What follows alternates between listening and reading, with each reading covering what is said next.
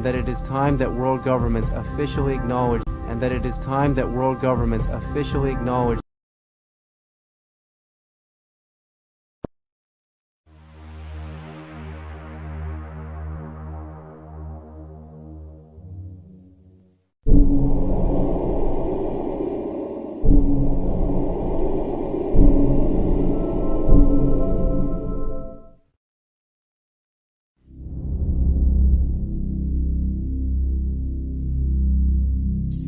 We have an unidentified flying object.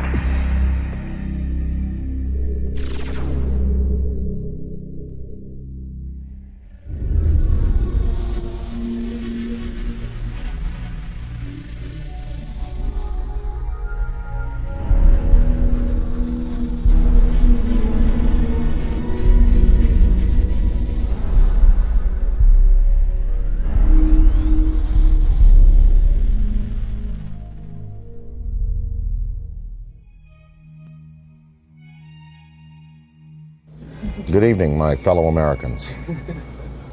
The sighting over Washington yesterday has alarmed many of you. However, please, do not... We close? Yeah, we're close.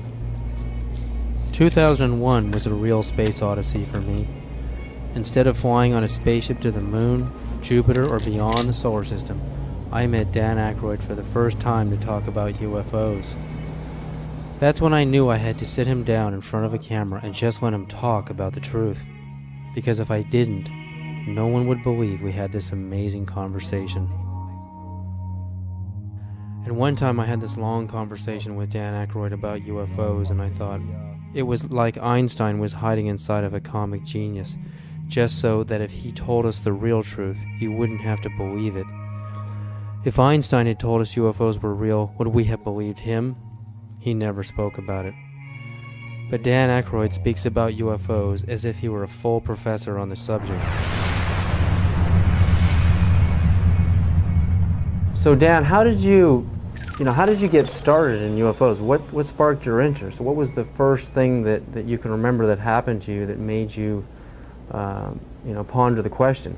Well, I was born in July 1952, and I guess about maybe when I was 8 years old, I found a magazine, a Life magazine, with a picture of the UFOs from that sighting on the cover, with a big inquiry. What are these UFOs? And so that kind of started it as a kid, and I asked my parents about it, and they actually couldn't tell me what they were because they didn't know. They knew there was some mystery there. Then I saw The Day the Earth Stood Still as a kid, and I mean, that was a film that directly related to maybe some of the motives for visitations from other planets. And it certainly seems accurate today if you look at the way mankind in the last 100 years has basically started to turn this planet into a cinder. 3-4 holes in the ozone layer because of industrial production around the world, nuclear testing, wars. I'm just sure, just in theory, if there were another species in the universe monitoring us or near us, they would be very interested in what we're doing to this planet, to this planet's atmosphere, and to possibly neighboring bodies. So there would be a concern there. And I think that in terms of the extraterrestrial machines that are coming and going, that may be a part of their motivation. We've just had a rash of sightings all over the planet, and we've got Iran and Turkey and Mexico. I mean, it seems like we're being invaded by UFOs. Let's talk first just about what's actually happening out there. Well, recently, the most dynamic sighting that we've seen, because it's corroborated by an actual government, is the sighting that took place over Mexico recently, where a drug surveillance twin-engine turboprop plane was at altitude taking pictures of possible smuggling routes, and they photographed with their infrared cameras 11 unidentified objects. Some of them were in pairs and in threes, and of course, these were objects that couldn't be seen by the naked eye, but were visible on the infrared cameras. Well, the United States Air Force, after the news appeared in America, and it was covered on CNN and Fox. The footage was shown on Fox. It was shown on CNN, and in the Valley Daily News on the front page, had a big headline, UFOs with a question mark, and it had pictures from that sighting. And of course, the United States Air Force had to respond, and they said it was swamp gas. So I don't know whether swamp gas is not visible to the naked eye and visible on infrared, whether it comes in multiple balls, whether swamp gas is capable of doing a complete circuit around an aircraft and then taking off at high speed and right angles into the sky. If it is, then maybe it was swamp gas. But somehow this seems to be a legitimate one, because the Mexican government decided we want to release this to the world. And this follows on the heels of the Belgian general who revealed some F-15 footage years ago of his Air Force planes chasing objects that were exceeding them in speed by twice again what his planes were going at. The French government over the last couple of years has released a comprehensive study on the UFOs. The Soviets have been since the 1950s engaged in numerous studies about landings, abductions, and the sightings. So we do have legitimate government inquiry going on, and in fact, as anyone in the field knows, the United States government for years has been covering this issue because they were compelled to cover it, because of Ken Arnold's sighting, because of the sighting over Washington in July '52, just after I was born, the famous shot of the V-shaped lights over the Capitol and over the Coast Guard station. So the government initiated originally, I believe it was, there were Project Sign, Project Grudge, the Condon Report, Project Blue Book, and then they engaged J. Allen Hynek. So, the French, Belgian, Mexican, Iranian, and Turkish governments are not the only ones who address this issue. Our good old USA government has, in fact, seen the necessity to put people's fears or concerns at rest. And as anybody in the field knows, these studies went on, and these studies revealed that, most of the sightings could be explained through conventional means, as either hoaxes or weather climatic things, but many of the sightings were unexplained. And so therein is where lies the mystery in all of this.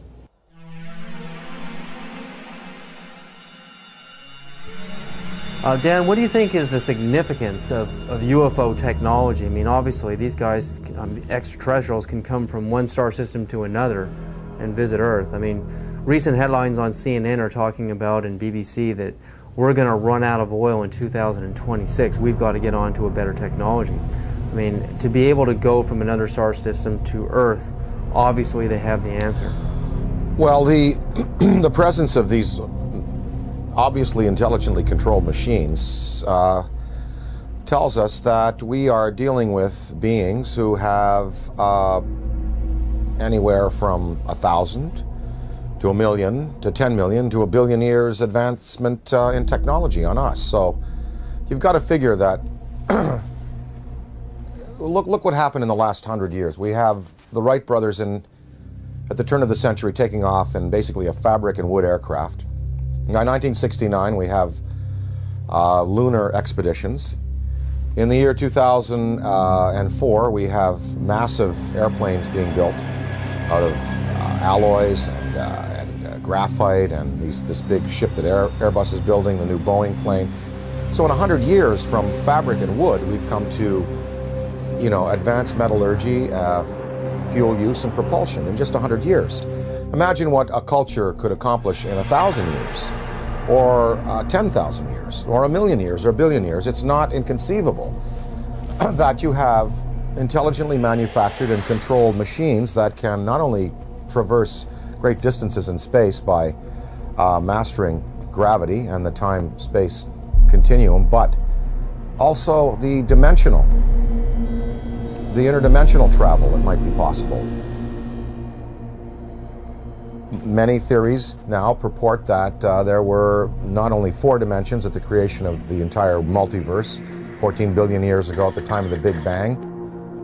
There were 11, maybe as many as 21 dimensions. So some of these beings may be coming from an extra dimensional place. I mean, And you know what it says is that these technologies have been harnessed, and that it's possible to use other fuels that don't rely just on simple combustion. And you know, there are many theories. I mean, some theories are that the military already knows about these forms of propulsion and lighter than air vehicles, or metals that can be vibrated to a certain point where they become light waves, photons. But they're not telling us. They're not going to reveal that, obviously, to us, and we just have to keep the search going. So I think that you know, it's incumbent on us as a race on this planet to begin to find alternatives to the fossil fuels, but we're just not doing it fast enough. It's probably been the greatest and most successful cover-up in the history of the world. UFOs are as real as the airplanes that fly over your head. That is my unequivocal conclusion. Oh my God.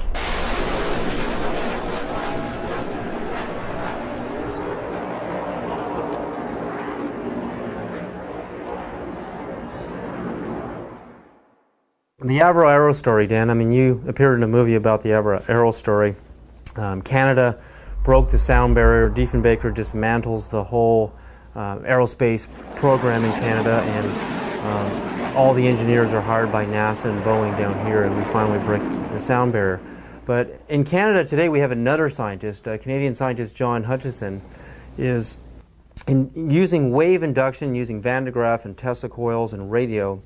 On a 75-pound cannonball, we can see this huge cannonball levitating in the air. I mean, Boeing, NASA, Lockheed, all of these defense contractors are going up into his lab in Canada and trying to understand how this thing works, because the next person or the next country that figures out true anti-gravity propulsion systems is going to be king of aerospace on this planet.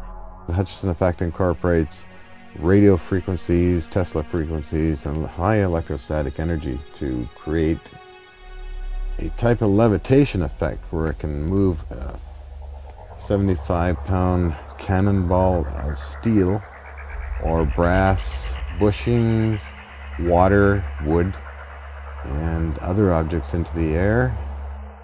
Are we doing enough in our universities, in our research labs? Are we putting enough money into this kind of a research? And what risks are we willing to take if universities in Beijing and China and Russia, they're actually going into the UFO phenomenon in their universities, but here in America, mainstream science, mainstream physicists laugh at the UFO phenomena? I mean, what do you think about that? Budgets are tight all around the world, and as far as putting money into the study of alternative technologies, funding research by people like Hutchison, the money is just not there. I mean, if you look at NASA, NASA is getting chopped back because the funds that are flowing through government now are focused on the war in Iraq and other things. So we don't even have the money to keep up conventional space exploration, development of metallurgy, fuels, ion drive systems. So I don't see any government in the next 10, 20, 30, 40, 50 years really putting the money into the kind of research that's needed to develop these alternative systems and to perhaps study what is driving these intelligent machines from somewhere else. Now, of course, that's on the visible side of things. We're hearing a lot about these special access programs where congressional money is approved by a very narrow slice of the membership in the legislature and given to the military to do basically carte blanche what they want with. So there could be a black military program that is producing what people are referring to now as the big black deltas, which are these huge black triangles that are being seen all around the world. The big black rectangles, which are also being seen all around the world. So maybe they look a little like this. The F-117, they look a little like the B-2 bomber. Maybe these are special access programs that have been applied to alternative technology. And that it is time that world governments officially acknowledge. I don't see them revealing, you know, these the sources of these programs, nor their applications right now. Okay, I worked in the U.S. space program for 36 years. I was a contractor employee, first working for McDonnell Douglas and then ending up working for Boeing after McDonnell Douglas was purchased by Boeing. I started at the end of the Mercury program and then worked the whole Gemini program. And during Gemini, I was responsible for the design of the equipment for the life support system. And so I had a distinct interest in keeping astronauts alive and having successful equipment. During the program, when we were flying the Gemini spacecraft, my interest in UFOs became very real. It became real because, first of all, Gemini 2, which was unmanned, it was rumored and talked about among our researchers that 2 UFOs had followed Gemini 2. And then Gemini 2 was, of course, recovered later. And I didn't think too much about that except, yeah, that's kind of funny. Very interesting stuff. And then when Gemini 4 flew, and its 4-day mission, 66 orbits, with James McDivitt and Ed White.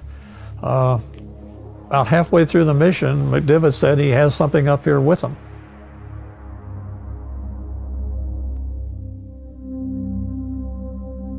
Astronaut Gordon Cooper is an American hero with a log of over 222 hours of manned spaceflight.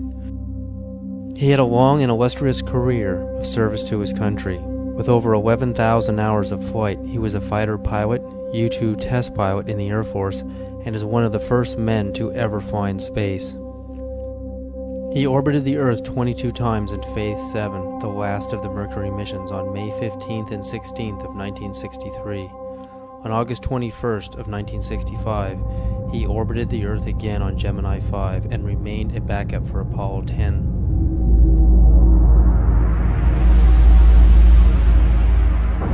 Well, I've had some occasions to know some of the people who were involved in Roswell at one stage or the other.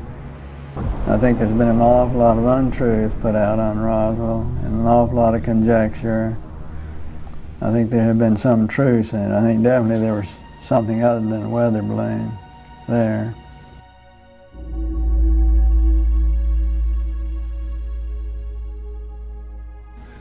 Very likely.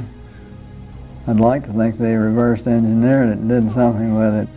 You know, did some benefit with it, which would be the logical thing to do, but I have no way of knowing whether they did or not. Within hours of the crash at Roswell, U.S. General Nathan Twining designated the visitors as enemy aliens. It appears from his book that Colonel Corso agreed with that assessment, and that it has remained as official U.S. policy ever since. At that time, however, it was an enemy, quote unquote, about which the U.S. could do nothing, because the visitors were so technologically superior. That led to the recommendation that the discovery be treated with the utmost secrecy, to the point that the crash at Roswell didn't happen and that UFOs don't exist. The rationale was that the ordinary public couldn't cope with the news and might easily panic. Area 51, Dan, I mean, we hear stories from Bob Lazar, we hear stories about alternative space program theories, you know, we're building UFOs and reverse engineering UFO technology since the saucers crashed at Roswell and the plains of St. Augustine, and we have reverse engineered that technology today. That's the theory, and NASA is just a smokescreen program. If we really have true anti-gravity technology today, why aren't we using it in our military? Why isn't it evident in the war in Iraq? Why don't we use it to demonstrate superiority on the planet? And if not, if all of this is just conspiracy theory and we really don't have this technology, again, Are we willing to take the risk of losing air superiority on this planet by letting the Russians or the Chinese or some other country, even the Middle East, actually engineer this kind of UFO technology and conquer the world? Are we willing to take that chance? Well, I think, as far as military applications, maybe they are being used already. Maybe we don't know. Maybe they're being used in a surveillance capacity. As far as weapons that could be associated with such vehicles, one would have to think that if the propulsion system is as sophisticated as it would need to be to have these vehicles just hover, stop, noiselessly take off at right angles, do 3 to 5 to 6 to 20,000 miles an hour, one would think that the military application would then take the form of, rather than rockets and projectiles, that probably a particle beam would be used, some kind of a laser, some kind of a disabling beam to disable equipment, to cause disorientation among men and troops. And of course, we have seen no evidence of this. I'm not sure that the U.S. military would want to play that card right now, because after all, the war in Iraq really is a conventional war. We have air superiority there already. There is no Iraqi Air Force. There was no Iraqi Air Force. We, in the United States, we have air superiority basically over the rest of the world. I'm sure there's some pretty hotshot MiG pilots in China and Russia. But I think if you put our Air Force up against any Air Force on this planet, we would prevail without the use of advanced technology of the type we're speaking of. So I think that the U.S., if they have these things, they would probably save them for a more drastic confrontation, perhaps a confrontation with beings that have the potential to be superior over us in terms of the applications of aviation today. So maybe these triangles, the big black deltas, the rectangles, are the next wave of the U.S. military's defense against what some might perceive as an extraterrestrial or extra-dimensional threat. Maybe these weapons or these flight systems now are being prepared to confront a race of superior beings that could have designs on the planet that are malevolent. I think it was Lord Hill Norton, or one of the British Air Force Defense Ministry staff who was assigned to study UFOs in the 50s. After he retired, he said that in his estimation there were 23 different species of being visiting the planet in numerous types of vessels. We know from the NASA UFO studies that you've done, and I think that theory, there's nothing wrong with that theory that I can see that doesn't point to what you postulate, and that is that there are benevolent beings that are trying to heal the planet. Hence the size of these ships that we're seeing in the STS cameras, and the fact that the ozone has holes in it, the fact that water could be a healing element there. What are these lifesaver-shaped little Dropostone-shaped ships conveying to our planet? Well, we see them coming into the atmosphere, and on the STS tapes and other forms of exposure, they're not releasing personnel, they're not releasing projectiles, and no harm has come to the planet, through their intervention. So one can assume perhaps that maybe there are benevolent beings out there and malevolent beings out there, and maybe the United States government is preparing weapon systems to deal with the malevolent beings. Ronald Reagan said in a speech, he said, what if there were a species from another planet that was threatening us? We would all find a way to work together. And one can only think about the Star Wars system and the fact that there we had satellite-mounted cannon. Well, they'd be good for shooting down rockets. They also might be good for shooting down other invasive vehicles that are coming into our atmosphere. Ronald Reagan himself spoke about a UFO sighting that he had when he was governor of California in the Beach King Air that they used to use. They were coming from Sacramento. His wife was with him, Sacramento to Los Angeles, and a saucer clocked the plane for a good 45 minutes. And Reagan spoke of it to a lot of people. And I think maybe, you know, part of his motivation in getting the Star Wars weapon system up might have been that to prepare ourselves for the day when other beings might come to this planet with designs of, who knows, taking minerals without authorization, taking people. You know, we're probably just going to have to wait to see. I occasionally think how quickly our differences worldwide would vanish if we were facing an alien threat from outside this world. Colonel Corso makes it clear that the Reagan administration's Strategic Defense Initiative, appropriately dubbed Star Wars, was primarily designed for use against the alien intruders. His contemporary successor, the anti-missile missile defense system, is also being designed with that as one of its principal objectives. It is true that a case can be made for attempting to provide a shield against the Russians and Chinese, although everyone knows that the Russians are not going to embark on a policy which would result in their total destruction. It is equally true that they, too, are aware of the visitors and know that the perceived threat from the visitors has been a major consideration in the planning of the anti-missile system.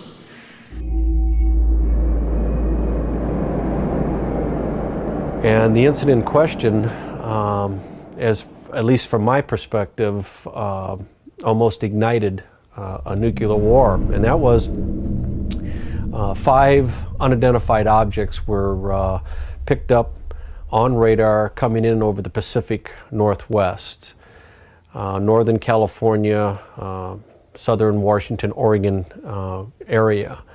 As these objects approached the coast, Strategic Air Command went on a alert.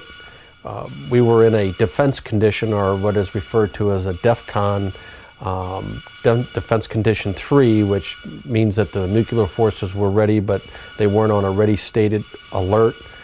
We elevated that to Defense Condition 4. Defense Condition 5 is launch. When we went on our alert, the Russians were also monitoring our nuclear armed forces as we were theirs. And so they knew that our bombers had gone to fail-safe. They knew that the launch codes had been given. They also knew that the hatches on the ICBM missiles had been removed and that we were getting ready to do a launch. I know that Nixon, President Richard Milhouse Nixon, picked up the phone and called the Kremlin. The White House notified the Kremlin that these objects were not, and I repeat, not a preemptive launch by us, that they too, the Russians, had been tracking these objects as they came in over the Bering Sea.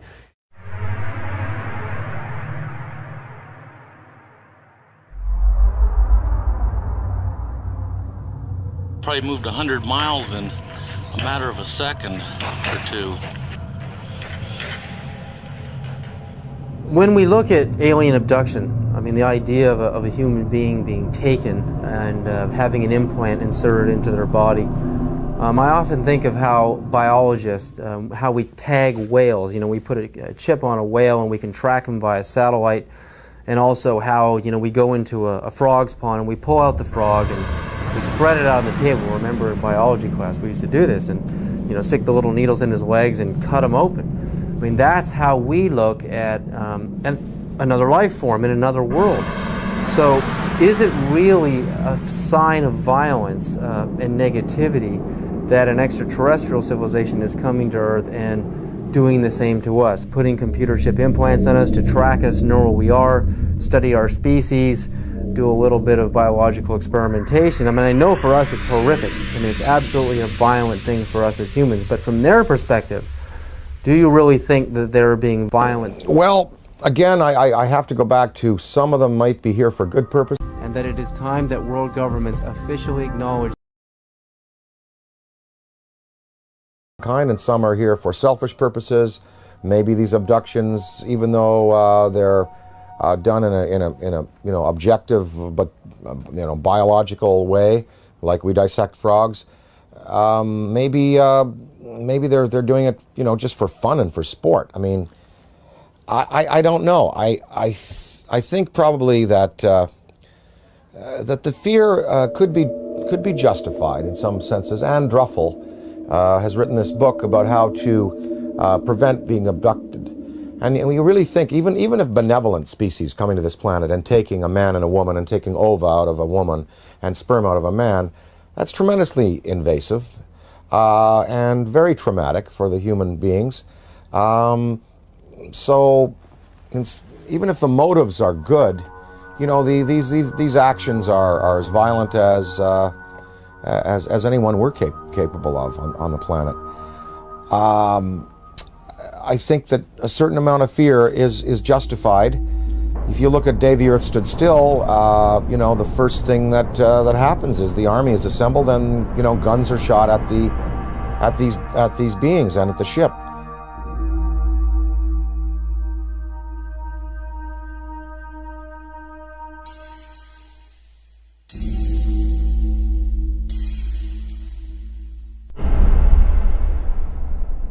I addressed the question to Dick Cheney because I say the most important question to put to any high-ranking official is not what do you think about UFOs or have you seen one. The most important question is, have you ever been briefed on the subject? Did someone walk in your office and tell you what's going on? Because if someone walks into the president's office or some high-ranking official and briefs him on the subject of UFOs, it is for real. It's not imaginary, as the government has been saying for 60 years. So I asked Mr. Cheney, this is 3 months after he became vice president, I asked him on the air, and this is still on Diane Ream's archives, Mr. Cheney, in all your jobs in government, have you ever been briefed on the subject of UFOs? And if so, when was it and what were you told?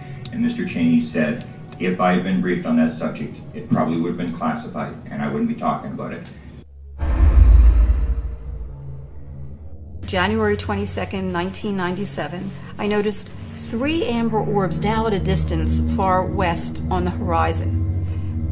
And I'm thinking, wait a minute, even though they're in a line formation, they were amber, they were in a formation, they were hovering for minutes.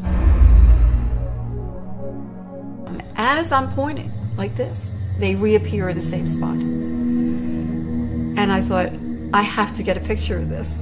And I ran upstairs, I grabbed my 35mm, get out onto the balcony. As I'm ready to shoot the 3 bottom orbs, suddenly 6 amber orbs in a row, totally equidistant from each other, massive span across, pop up. On March 13th, 1997, over 10,000 Arizona residents witnessed the single most spectacular UFO sighting in the 20th century. Headlines surged the nation, and Arizona residents demanded answers from military and state officials. A mile-wide UFO was seen from as far north as Flagstaff, Arizona, and then the giant triangular UFO hovered above the great city of Phoenix, Arizona, where Dr. Lynn Kitai shot this amazing videotape.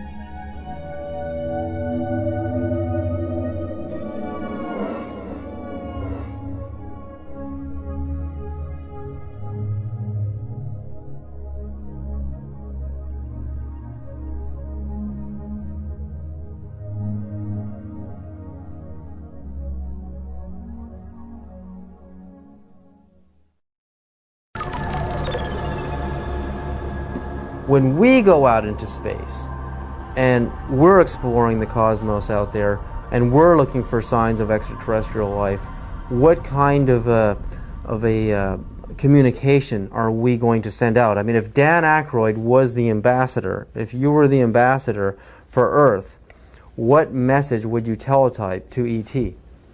If I were to speak for mankind to these beings that were coming here, I guess what I would say is, let's go to some neutral place. Let's have a meeting with scientists from all around the world leaders. Let's sit down and basically have a sort of a forum with you, the extraterrestrial or extra-dimensional beings. Let's sit down and kind of get to know each other. And, you know, human instinct is pretty good, and I think, you know, it would almost like be a sort of a G8 style kind of summit with world leaders, scientific leaders, and these beings, and you'd sit down with them, and, you know, after about a week, or even a couple of days, or maybe a few hours, you would really sort of get a sense of what they're up to. But of course, you know, childhood's end, Arthur C. Clarke's great story.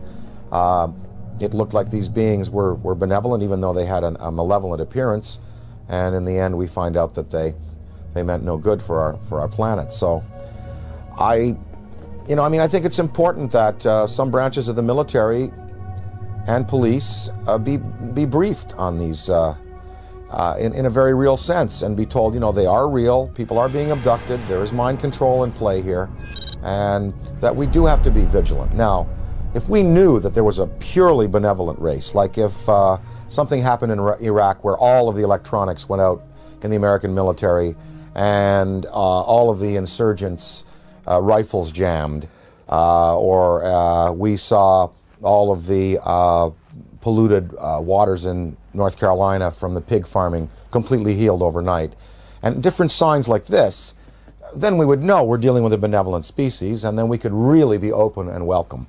But then again, we would have to be cautious, because beings with that much power could give the impression that they're here to help when really they're not. So the verdict is out on all this. We just don't know which ones are benevolent, which ones are malevolent, and the degree to which they're going to continue interacting with our planet. But what would really help is if the United States military and police and government open it up to their staffs and say, look, this is something we really do have to consider, because, you know, maybe the defense, the survival of our species could well be at stake. If you look at the history, you know, from, say, Ken Arnold's first sighting in '47, going back to the Bible, Ezekiel's wheel, going back to the medieval manifestations of little saucers and UFOs, that painting of the Madonna that's very famous, in which it appears, up to now, there have been no mass murders by these beings. There's been no mass destruction of cities, but hundreds of thousands of people have been taken out of their lives, subjected to surgical experimentation, released back into the population, and are suffering trauma today for it. That is not good.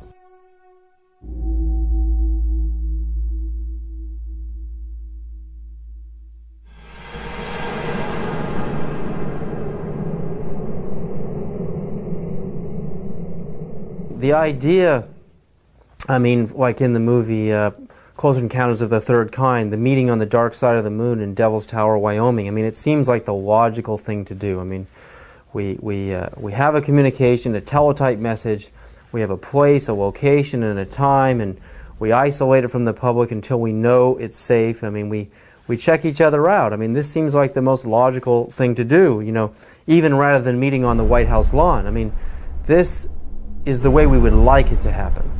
But that doesn't seem to be the way it's really happening. I mean, these extraterrestrials don't seem to be so interested in doing things politically the way we do things on Earth. They're picking certain individuals to contact. They are zeroing in on those individuals.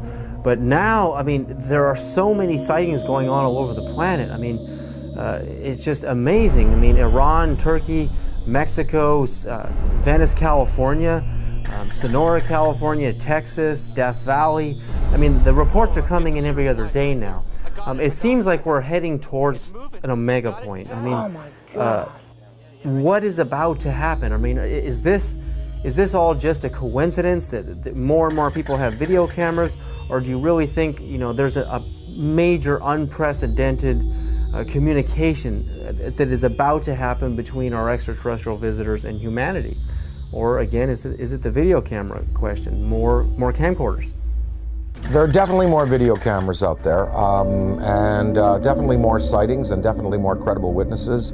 You know, the biggest thing in ufology in the 60s was Herb Shermer, the Nebraska Highway Patrolman, who was at the Ashland Oil tank farm out there in Nebraska, and he writes in his diary, you know, saw flying saucer, and then under hypnosis, turned out that he was taken aboard and informed of their intentions. Barney and Betty Hill. I mean, these were the key cases. Shermer, Barney and Betty Hill, the Pascagoula incident, Travis Walton.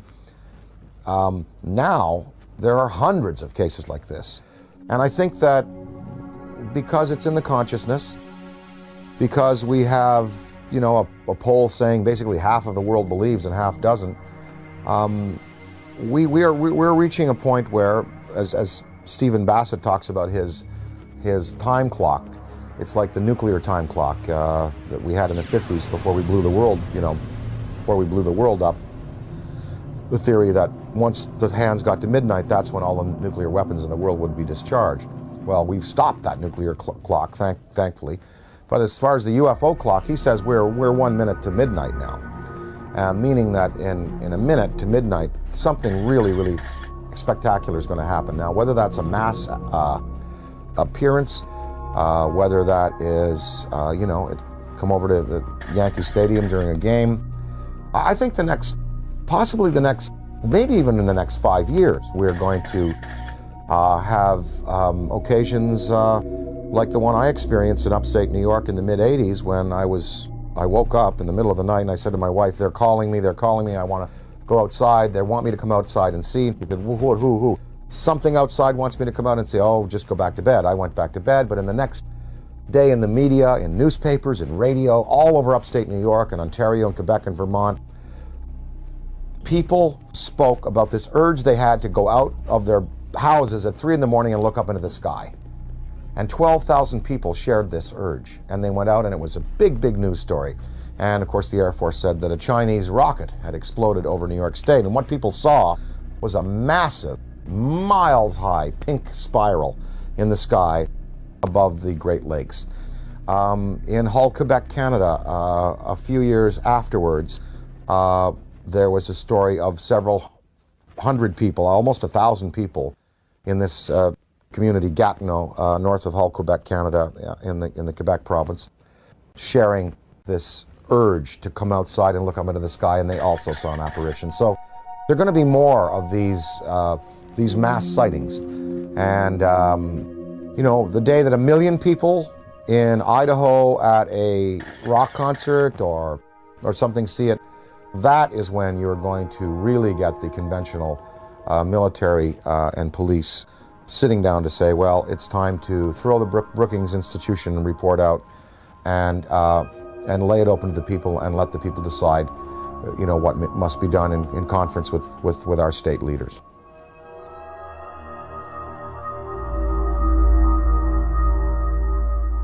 And that it is time that world governments officially acknowledge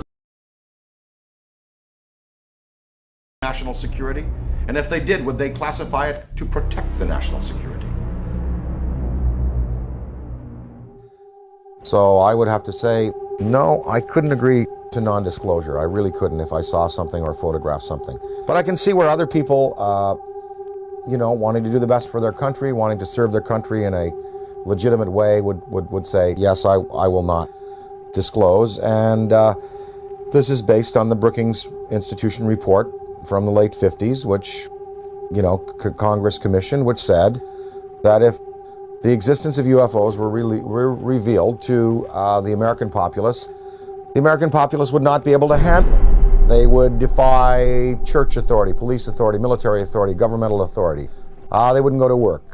They would sort of cast aside the mayors and governors and presidents and go, we want to talk directly to these beings. We feel that these beings should, you know, have their case put to us directly by them themselves.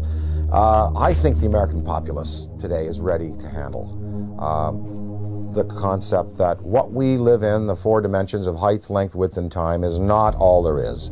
There are more dimensional realities. There are advanced beings with machines that can skip from dimension to dimension, from galaxy to galaxy, using the Einstein-Rosen bridges, the wormholes. I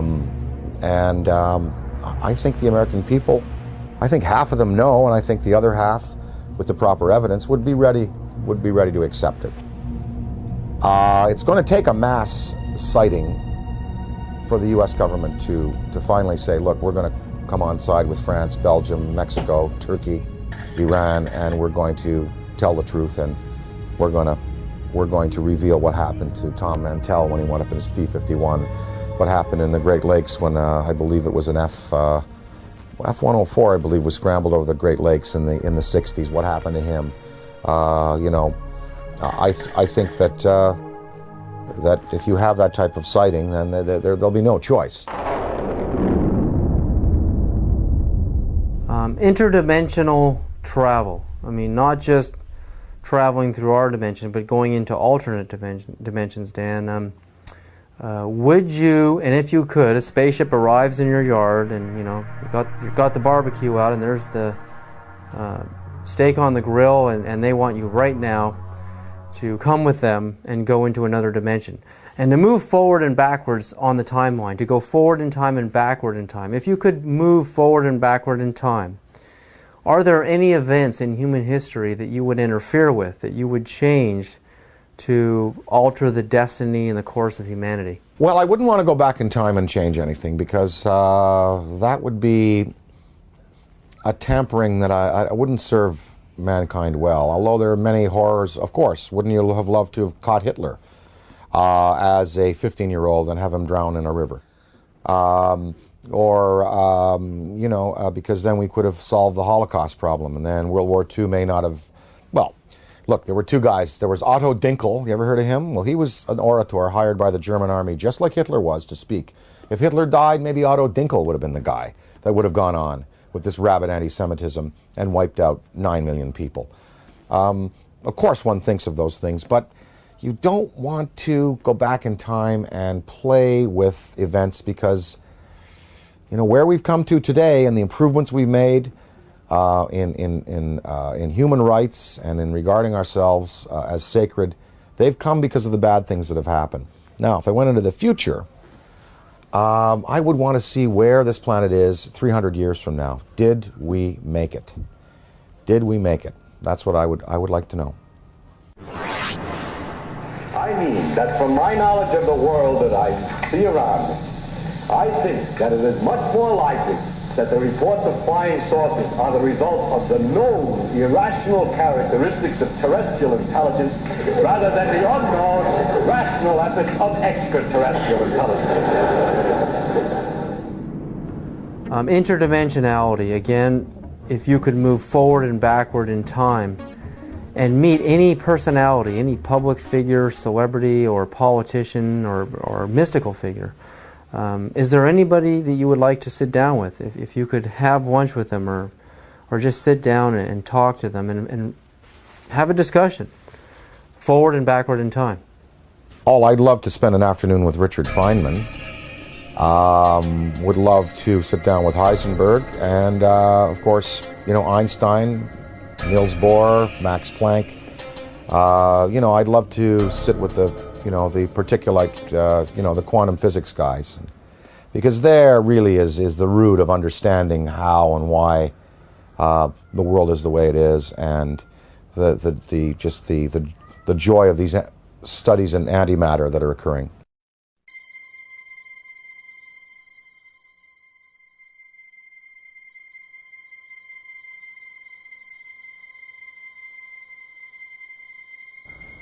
Everyone you picked is a physicist, a scientist, and I often think about how spirituality and science are merging, how they're kind of coming together. I mean, what ancient civilizations thought of a universe was really the Earth and the Sun and a few planets.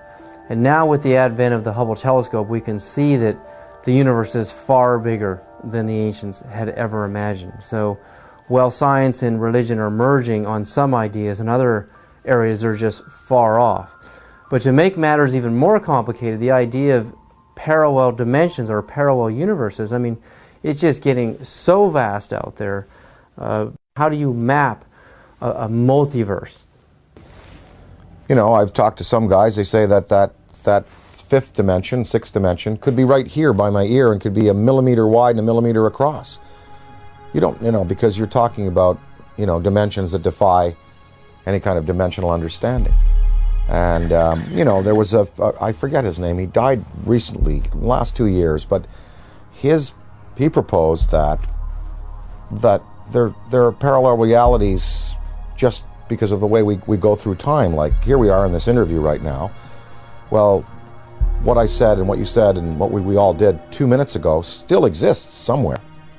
Because we just did it. It's there. It's like a wake we've left. And if you had a time vehicle, you could go back to 2 minutes before and stop and see what we're doing 2 minutes before. You go back to your high school days. You go back to your days as an infant. And those realities are still existing alongside what we're progressing through. It's all a beautiful, beautiful mystery. I am here because I am a writer, a performer. I find it entertaining. I'm not a scientist. And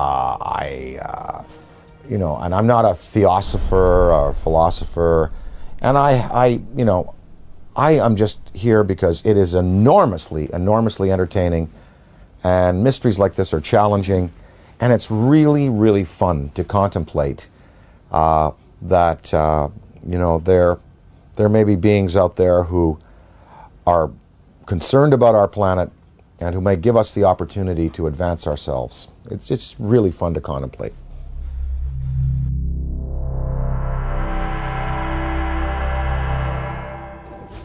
All the physics that we know on this planet, quantum physics and conventional physics and metallurgy and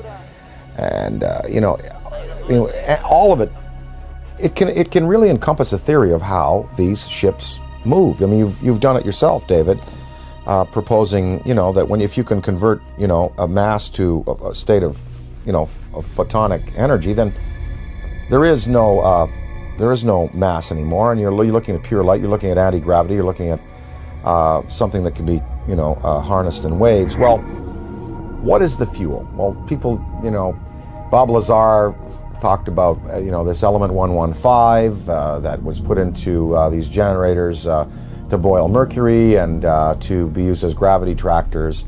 Maybe that's it. I don't know. I mean, they must be using a fuel that's unavailable to us. Does it give off radioactive waste? What is the cost to them? For instance, the Venice UFO that you recently showed me, and I covet that tape. That's amazing. Because you see the metallic quality of the object, you see the force field around it, you see it spinning. It was May 2nd, 2004, approximately 11:30 a.m. And I was walking from my apartment with my girlfriend down this alley right here. And we were just sort of walking this way, and I looked up over at those phone lines, and we saw something that we really couldn't make sense of. It was a very shiny, metallic disc. So we turned the corner here, and this is basically where we're just looking at it. And we're pretty much like, okay, that's not a balloon or anything we're familiar with. So we sort of kept walking to the corner and just stared at it for a while until it hit me, that this was really something. There was a man also looking at it, sort of a bystander, and he said, wow, do you guys see that? And that's when I realized all three of us were looking at something extraordinary. What is the environmental cost of running these machines? Are they clean or are they not? Is there some, wherever they came from, is there some place they have to go back to after their journeys are finished to dump whatever they've used up in terms of fuel, like we would a bad fuel rod in a reactor? That is a question I'd like to know. I'd like to ask are you a clean burning vessel, or is there some cost that you pay like we paid for atomic energy? When we consider that it may be possible to take mass and reduce it down to zero, make it as light as a photon, we can start to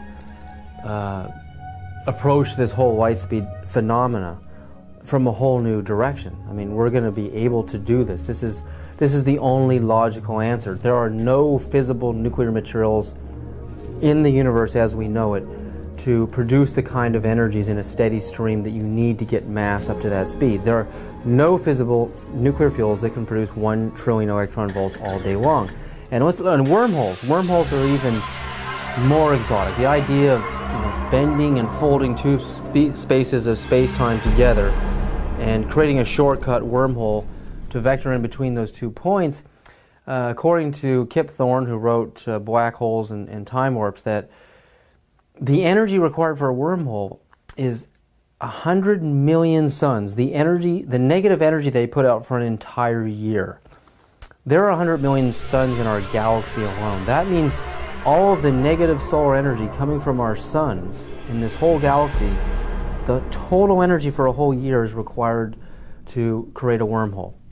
Where has any extraterrestrial civilization or our civilization going to get access to levels of energy that high? It's never going to happen. That's why I've reversed the table here. I said, you have to ultimately get frustrated with the idea of increasing energy en masse. You have to it's like banging your head against the wall and trying to cram it through the wall. You will never be able to do it this way. So the new way, as I propose, is to make this all possible. And when you consider UFOs coming in, stopping on a dime, and then accelerating and turning out into space, any Air Force pilot can tell you that stopping on a dime, the G-forces are going to throw you right through the walls. Yeah, you'll be crushed. And then sudden acceleration is going to do the same thing. It's going to destroy the body of the pilot. So this new approach and this new idea, I mean, this is just the inception, it's just the beginning, but I think this is really the only avenue that we can look down right now and the only way we can see solving this problem.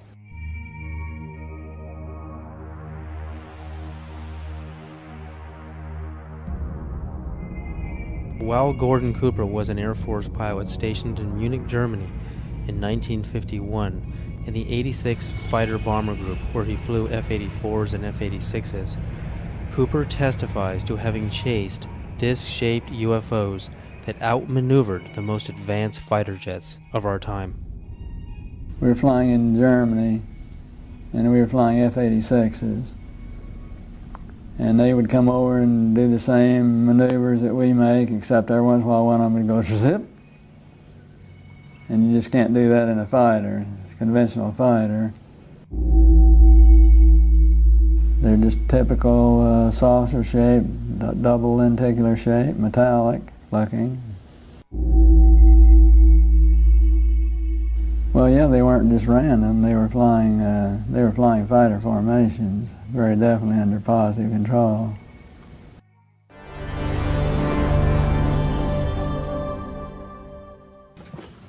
I'm here to announce that the second annual Exopolitics Expo, X-Conference 2005, was concluded on Sunday, April 24th. This event was produced by Paradigm Research Group. 26 speakers and panel. And that it is time that world governments officially acknowledge. It was a unique event which focuses on the political, governmental, and social implications of extraterrestrial-related phenomena. It is produced by PRG as part of the emerging activist movement seeking to end a government-imposed truth embargo regarding extraterrestrial-related phenomena.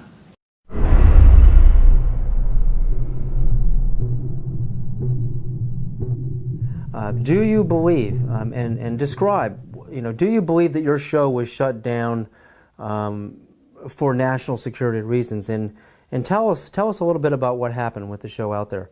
Well, what happened, we sold the show to Sci-Fi Channel, and it was called Out There, and I basically interviewed all of the people that I admired in various fields of study, like Colin Andrews from the Crop Circle movement, Linda Moulton Howe, the expert on cattle mutilations, John Mack. And let me just put a pin in things right there, because John Mack has taken the study of abductions, UFOs, right out through the other side, and he's going, yes, we know they're here, we know they're coming, we know people have been taken, we know there's experimentation going on, we know people have been told about agendas.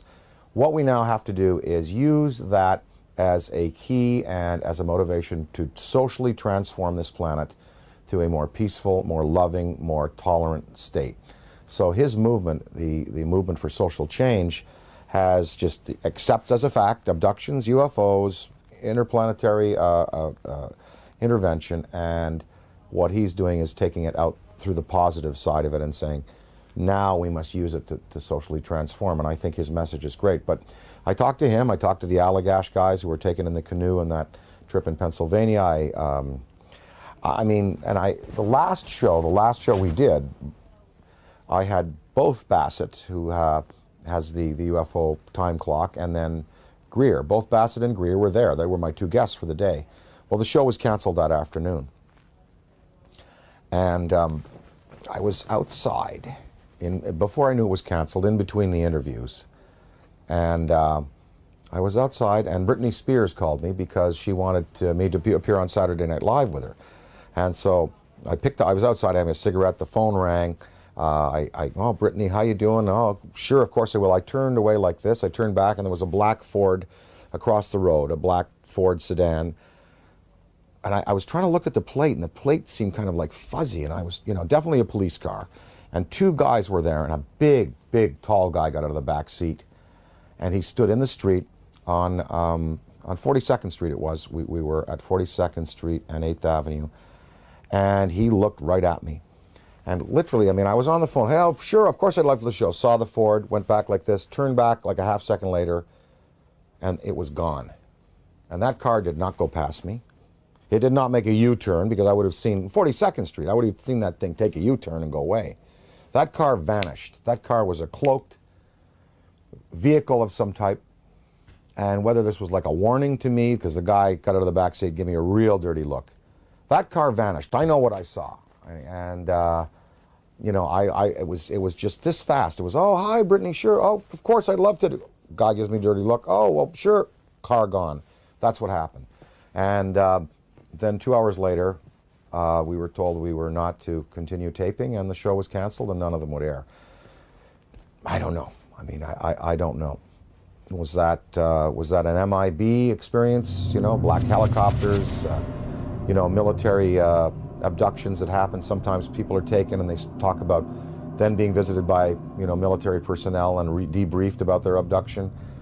Was it a technology associated with some of these beings that are visiting that wanted to warn me off, or that wanted to give me verification that I was on the right track? I don't know, but I do know I did turn back a second later, and it takes so long for an automobile accelerating from 0 to 40 miles an hour to reach the corner of 8th Avenue and 42nd Street going past me, and then pulling a U-turn and going out towards Times Square. I would have seen that car.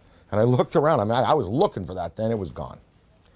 So, I don't know. The tapes exist. I have them. We're going to try to repackage them. We might put them out on DVD.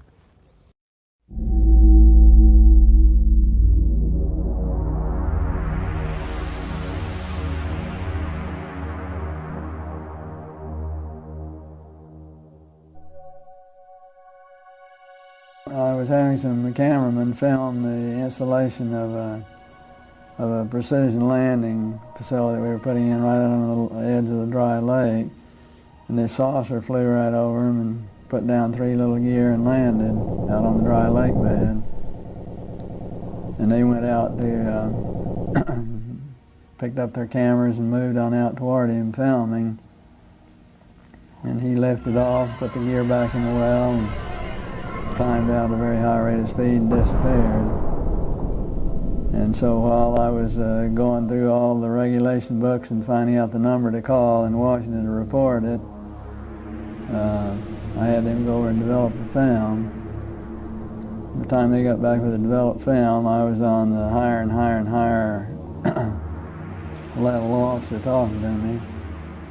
Finally with the colonel telling me to when the film arrived at my desk, to put it in the carrier pouch. There would be a courier there at my office by that time already, and they'd arranged for him to fly in our base airplane back to Washington with these films, and do not run prints, etc., etc., etc.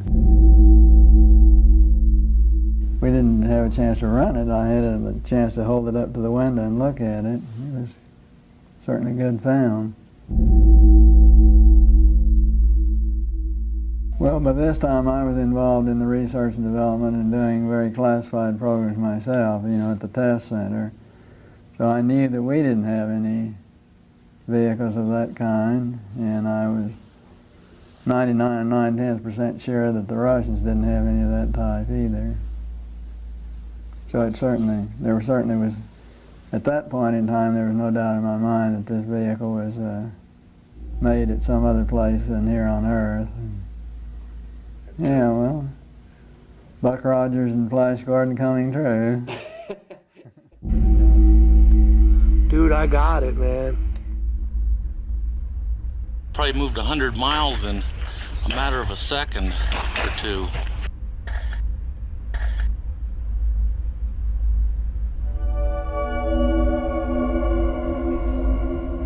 In July of 2002, right here in the Washington, D.C. area, there was yet again a airspace jet chase by two F-16 jet interceptors, charged, which were chasing a bluish object right outside D.C. In fact, we have one of the key eyewitnesses here in this room today. This received some play in the Washington Post and a little bit of mainstream media, then of course fell into the black hole of the media, never to be discussed again. What were these objects that were able to outperform F-16 interceptors in a post-9/11 America? What is going on? And what are the consequences, or the potential consequences, in the event that we should shoot down a few of them? A related question that I have been asking myself is, to what extent are they really an enemy? What crimes have they committed against humanity? They have certainly upset the military by flying over their most secret installations, by shadowing their planes, by buzzing their astronauts. The Army shot 1,430 rounds of anti-aircraft fire at the UFO between 3:12 and 4:15 a.m. Army Chief of Staff General George C. Marshall wrote a top-secret memo to President Franklin D. Roosevelt that the U.S. Navy recovered an unidentified craft off the coast of California. The retrieved craft was in fact not earthly and in all probability of interplanetary origin. I mean, to me, what this is all about is not just, looking up in the sky and saying, wow, there's another UFO, yet another sighting. I mean, it's about exploring the phenomena. We have to get past denial. I mean, everyone is stuck at denial. I mean, mainstream science says the phenomena is not happening, and they don't take it seriously, and they try to sweep with them half the world. But over 50% of the American population, according to polls, believe in the UFO phenomena, and the government just buries it. Well, there's some media that are guilty of trying to suppress, and there are some media that are just throwing the story out there. Now, this Mexican sighting, we had coverage on Fox, we had coverage on CNN, and in the Daily News in the Valley here, we had a front page article, with the pictures and UFO, big question mark, and I mean, they were treating it. I think increasingly now, the media has to take into account that this is a reality. And I think, again, to go along with the theory and the feeling that John Mack has, let's get past the debate whether they're here or not. Let's start to analyze who they are, how many of them are there, what kind of systems they're using, what their intentions are to us here on their planet, and can we utilize this knowledge to better ourselves as a species.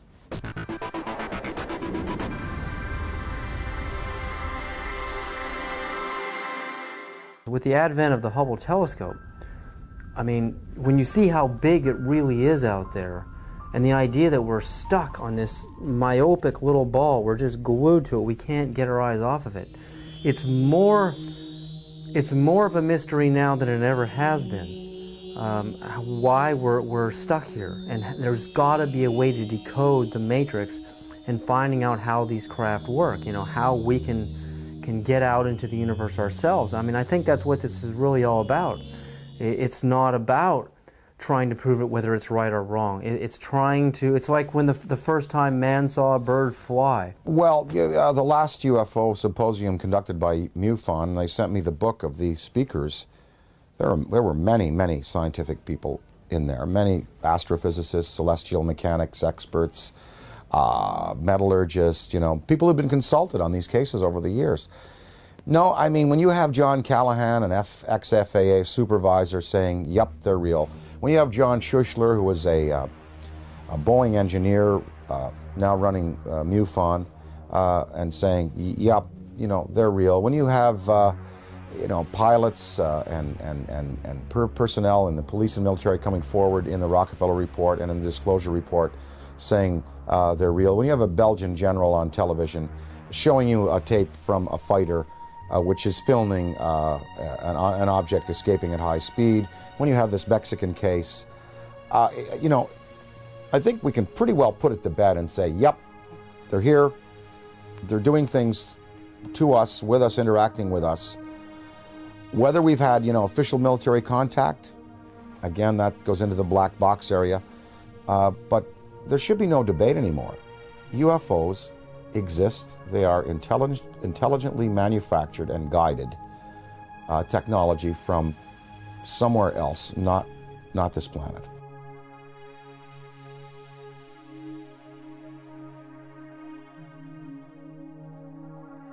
While human beings can only see from red to violet wavelengths of light, the infrared and ultraviolet spectrums are invisible to humans. I quickly learned that NASA uses special video cameras that are capable of seeing into these invisible spectra.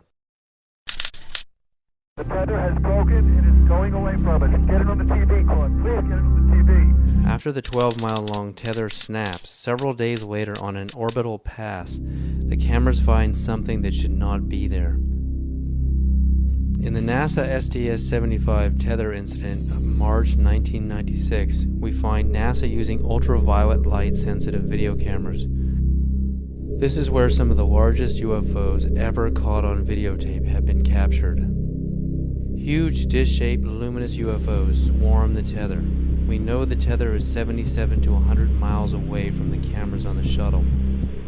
The UFOs pass behind the 12-mile-long tether, so we can therefore use the 12-mile length of the tether to measure their minimum diameters. Some measure between 1 and 3 miles wide, making them literally motherships. In Project Blue Book files, UFOs with these same features have been reported several times as shiny metallic discs with dark centers. Specifically, in the invisible infrared, Trevor James Constable, a retired World War II radar operator from New Zealand, has photographed many UFOs with the same features, translucent discs of light with dark centers.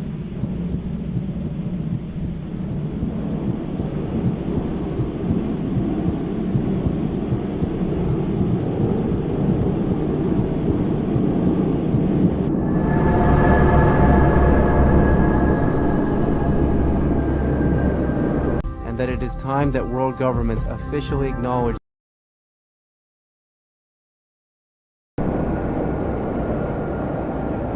The time has come to lift the veil of secrecy and let the truth emerge so there can be a real and informed debate about one of the most important problems facing our planet today.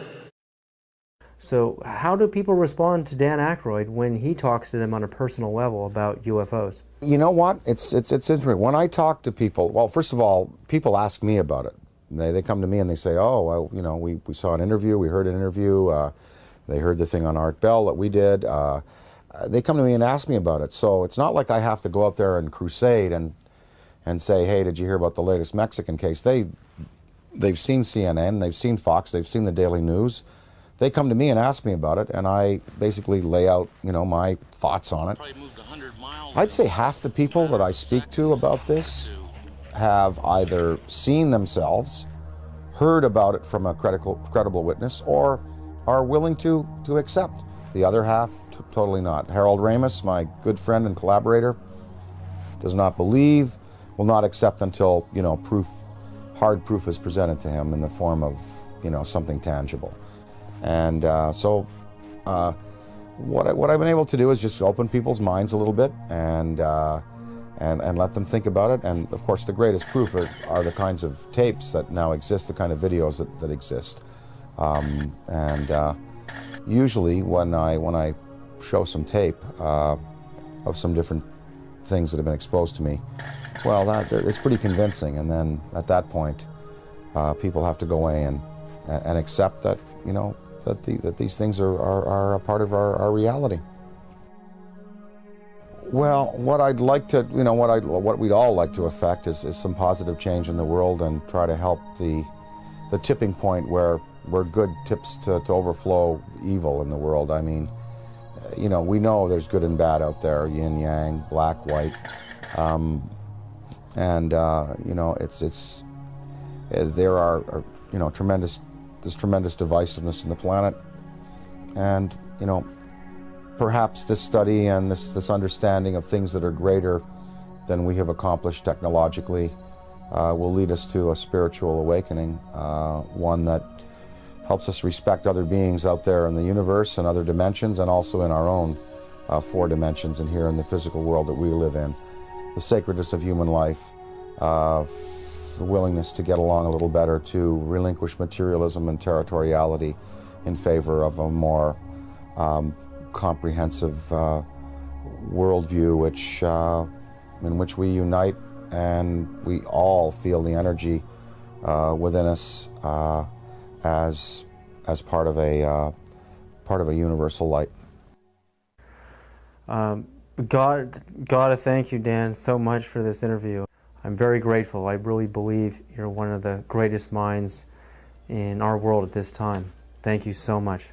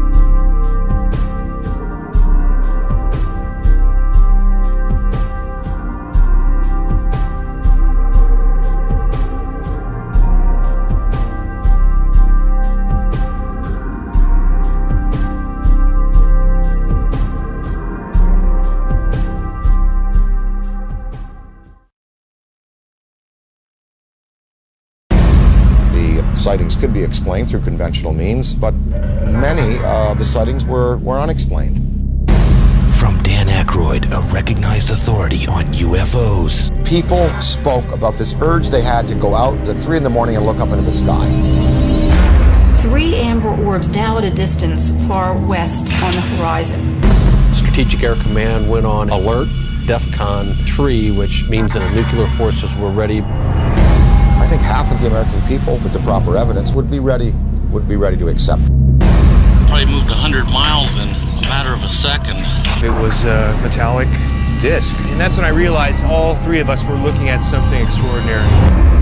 5 unidentified objects were picked up on radar coming in over the Pacific Northwest. 12,000 people shared these mass sightings. Looks like you got an object right in front of you, Mark. Can you look out there? There should be no debate anymore. UFOs exist. Challenging the misconceptions. They photographed 11 unidentified objects. Discovering the realities. They were hovering for minutes. Of what may be. A massive, miles high. The most important question. The incident almost ignited a nuclear war. Facing human civilization today. An authoritative inquiry into the UFO phenomenon. We are dealing with beings who have advanced technology on us. Probe the mind of Dan Aykroyd. Dan Aykroyd Unplugged on UFOs.